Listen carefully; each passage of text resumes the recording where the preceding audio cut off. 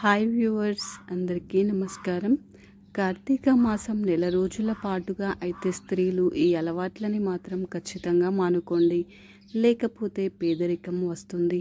అలాగే ఈ కార్తీక మాసంలో స్త్రీలు ఈ యొక్క అలవాట్లను కనుక పాటించకపోతే ఇల్లు సర్వనాశనం అవుతుందో ఇప్పుడు ఈ వీడియోలో మనం వివరంగా తెలుసుకుందాం. ముందుగా అయితే ఈ వీడియోకి ఓం నమః శివాయ అని కామెంట్ చేసి ఒక చిన్న లైక్ చేయండి. స్త్రీలు ఎటువంటి పనులను చేయడం వలన ఆమె భర్త తొందరగా కోటీశ్వరుడు అవుతాడు, అలాగే స్త్రీల యొక్క ఎటువంటి అలవాట్లు కోటీశ్వరుడుగా ఉన్న తన భర్తని రాత్రికి రాత్రి రోడ్ల మీదకు తీసుకువస్తాయి. దానితో పాటుగా స్త్రీలు ఇంట్లో చేసే చిన్న చిన్న తప్పులు పేదరికాన్ని అనుభవించేలా చేస్తాయి. అలాగే ఇంటి యొక్క సుఖ సమృద్ధులు అనేవి ఆ ఇంటి స్త్రీ పైన ఆధారపడి ఉంటాయని మన శాస్త్రాలు చెప్తున్నాయి. ప్రాచీన కాలం నుంచి కూడా ఇంటి కూతురిని, కోడల్ని లక్ష్మీ స్వరూపంగానే పెద్దలు చెప్పారు.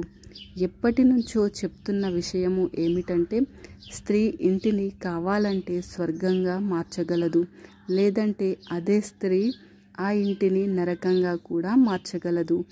ఏ స్త్రీ అయితే ఇంట్లో పనులు అన్నిటినీ చూసుకుంటుందో, అలాగే ఇంట్లో వాళ్ళందరినీ కూడా బాధ్యతాయుతంగా చూసుకుంటుందో ఆ ఇంట్లో లక్ష్మీదేవి ఎప్పుడూ కూడా స్థిరంగా ఉంటుంది అని మన పురాణాలలో చెప్పబడింది.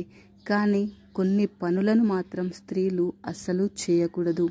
అలాంటి పనులు స్త్రీలు చేయడం వలనే ఇల్లు నరకంగా మారుతుంది. ఇది మనం చెప్పుకుంటున్న విషయాలు కాదు, మన శాస్త్రాలలో పురాణాలలో చెప్పబడినవి. ఇంటి కూతురు అలాగే కోడలు గురించి కొన్ని విషయాలు మన శాస్త్రాలలో చెప్పబడ్డాయి. కాబట్టి వాటి ఆధారంగానే సంతోషంగా ఉన్న కుటుంబం నరకమయం అవుతుంది. మనం ఈ వీడియోలో అసలు మనం చేసే తప్పులు ఏంటి, అలాగే వేటి కారణంగా కోటీశ్వరుడు కూడా పేదవారు అవుతున్నారు అనే విషయాలను గురించి ఇప్పుడు మనం వివరంగా తెలుసుకుందాం. ఏ ఇంట్లో అయితే స్త్రీలు చీపురుని కాళ్ళతో తన్నుతూ చీపురుపై నుంచి దాటుతూ ఉంటారు, లేదా చీపురుతో ఏదైనా జంతువులను కొడుతుంటారో అక్కడ లక్ష్మీదేవి ఎప్పుడూ కూడా నిలవదు. లక్ష్మీదేవి చీపురుతో సంబంధాన్ని కలిగి ఉందని అందరికీ తెలుసు. అందువలన చీపురు విషయంలో చాలా జాగ్రత్తలు వహించాలి. భోజనం చేసేటప్పుడు కాళ్ళని ఊపుతూ ఉంటారు. ఆ ఇల్లు ఎప్పుడో ఒకప్పుడు అగాధంలోకి వెళ్ళిపోతుంది. లక్ష్మీదేవికి కోపం వస్తుంది. తద్వారా ఇంట్లో అనేక గొడవలకి దారితీస్తాయి. ఇంట్లో పెద్ద ఎవరు అయితే ఉంటారో వారు చేసే ఉద్యోగాన్ని కోల్పోయే అవకాశాలు ఉన్నాయి. అలాగే వారు చేసే వ్యాపారంలో కూడా నష్టాలు వచ్చే అవకాశాలు ఉన్నాయి. ఎవరు అయితే స్త్రీలు శబ్దాలు వచ్చే విధంగా తలుపులని తీయడం కానీ లేదా తలుపులని వేయడం కానీ చేస్తారో అక్కడ నుండి ధనానికి దేవత అయినటువంటి లక్ష్మీదేవి కోపం వస్తుంది, అక్కడ నుంచి వెళ్ళిపోతుంది. మీ ఇంట్లో ఈ విధంగా జరుగుతున్నట్లయితే వెంటనే దానిని ఆపేయండి. ఎందుకంటే అది మహా చెడ్డ అలవాటు, మీ ఇంటిని సర్వనాశనం చేస్తుంది. అలాంటి ఇంటిలోకి లక్ష్మీదేవి ఎన్ని పూజలను చేసినా ప్రవేశించదు. ఆ ఇంట్లో లక్ష్మీదేవి ఉన్నప్పటికీ కూడా ఆ ఇంట్లో నుండి వెళ్ళిపోతుంది. స్త్రీలు జుట్టు అనేది పొడవుగా ఉండటం చాలా చాలా శుభమైన విషయం. కానీ స్త్రీలు జుట్టుని ఎప్పుడు కూడా నడుము కన్నా కింది భాగం వరకు అలా వదిలేయకూడదు. మీకు జుట్టు పొడవుగా ఉన్నప్పటికీ కూడా జుట్టుని మడత పెట్టి నడుము పై భాగం వరకే ఉండే విధంగా మీరు జాగ్రత్తలను తీసుకోవాలి. మీ జుట్టుని ఎప్పుడు కూడా నడుము కన్నా కింది భాగం వరకు వదిలేయకూడదు. నడుము కన్నా కొంచెం పైభాగం వరకే మీ జుట్టుని ఉంచుకోవాలి.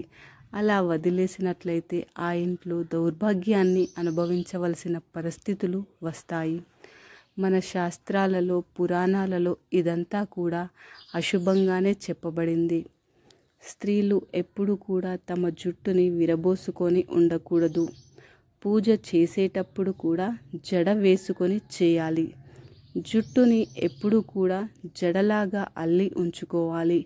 అలాగే నీళ్లు కారుతున్న జుట్టుతో ఎప్పుడు కూడా పూజలని చేయకూడదు.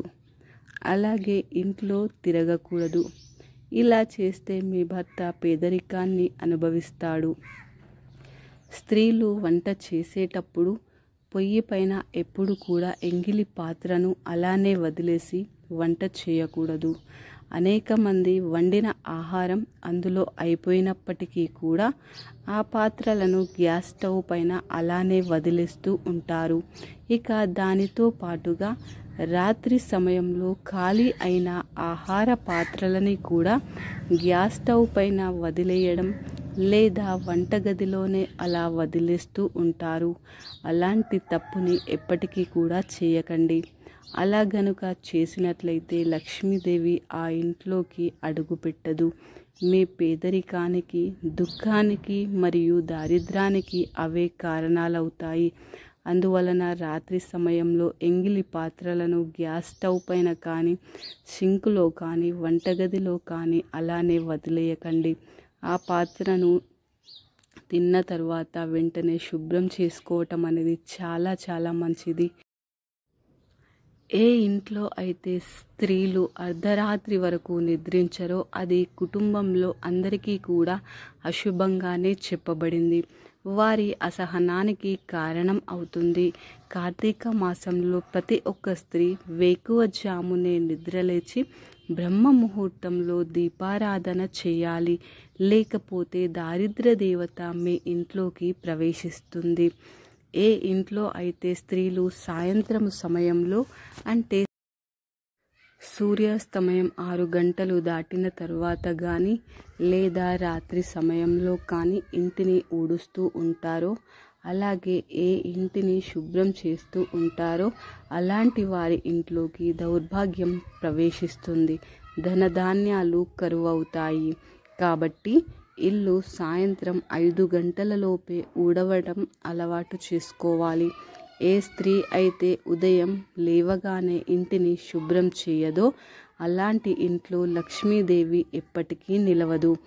ఎప్పుడు నిద్ర లేవగానే గుమ్మం ముందు శుభ్రం చేసిన తర్వాత నీటిని చల్లి ముగ్గు వేయాలి. దాని తర్వాత స్నానం చేసి ఇంట్లో స్త్రీ దీపాన్ని వెలిగించాలి. అలాంటి ఇంట్లో లక్ష్మీదేవి ఎల్లప్పుడూ స్థిర నివాసం ఉంటుంది. స్త్రీలు అపశబ్దాలను మాట్లాడటం కానీ, గట్టిగా మాట్లాడటం కానీ చేసినట్లయితే అది కుటుంబానికి శాపంలాగా మారుతుంది.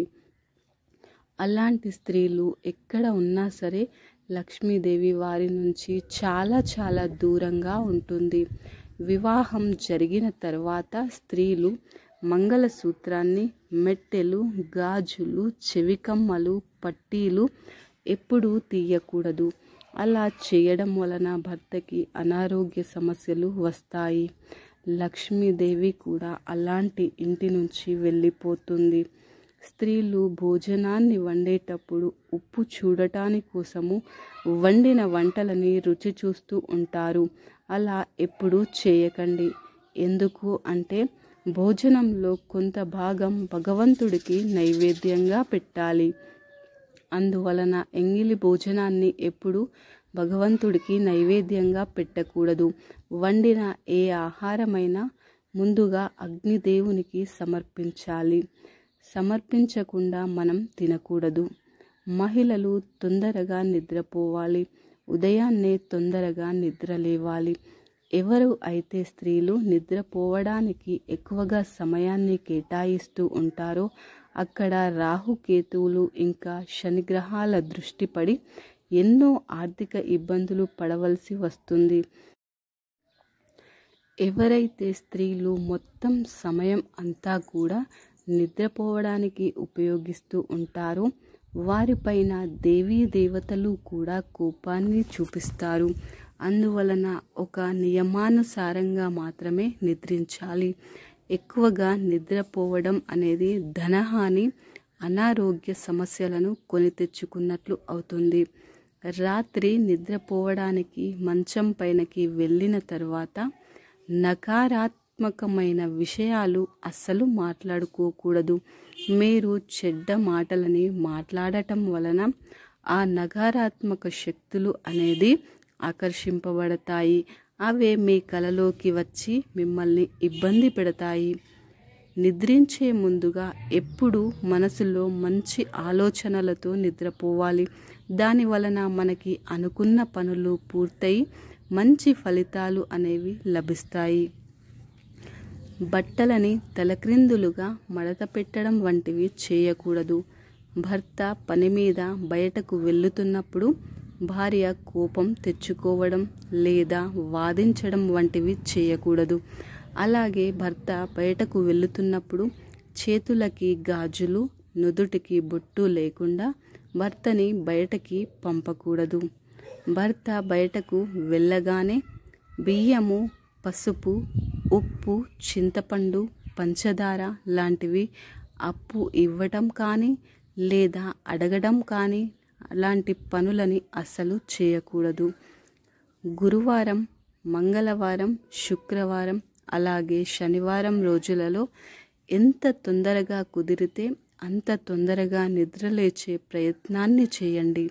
ఎందుకు అంటే శాస్త్రాలలో చెప్పబడిన ఆధారంగా ఈ రోజులలో ఆలస్యంగా లేచే వారిపైన సమస్త దోషాల ప్రభావం చూపిస్తాడట. అందువలన ఈ రోజులలో మీరు చాలా తొందరగా నిద్రలేవాలి. ఎవరైతే స్త్రీలు దక్షిణం లేదా తూర్పు వైపునకు తలంచి నిద్రపోతారో అలాంటి వారి కుటుంబం అంతా కూడా ధనధాన్యాలతో నిండి ఉంటుంది. ఈ ఇంట్లోని వారికి అష్టైశ్వర్యాలు మరియు సుఖ సంతోషాలు సమృద్ధిగా వస్తాయి. భర్త బయటకు వెళ్ళిన వెంటనే తలుపులని వేయడం, ఇల్లు తుడవడం వంటి పనులని అస్సలు చేయకూడదు. పాచి ముఖంతో పొయ్యిని వెలిగించి వంటని వండటం వంటివి, శుభ్రం చేయకుండా నిద్రించడం ఇలాంటివి అస్సలు చేయకూడదు. ఈ కార్తీక మాసంలో ఇలాంటి తప్పులని అస్సలు చేయకండి. చేస్తే మీరు ఆర్థిక ఇబ్బందులు పడవలసి వస్తుంది. ఈ వీడియో కనుక మీకు నచ్చినట్టయితే లైక్ చేయండి, షేర్ చేయండి.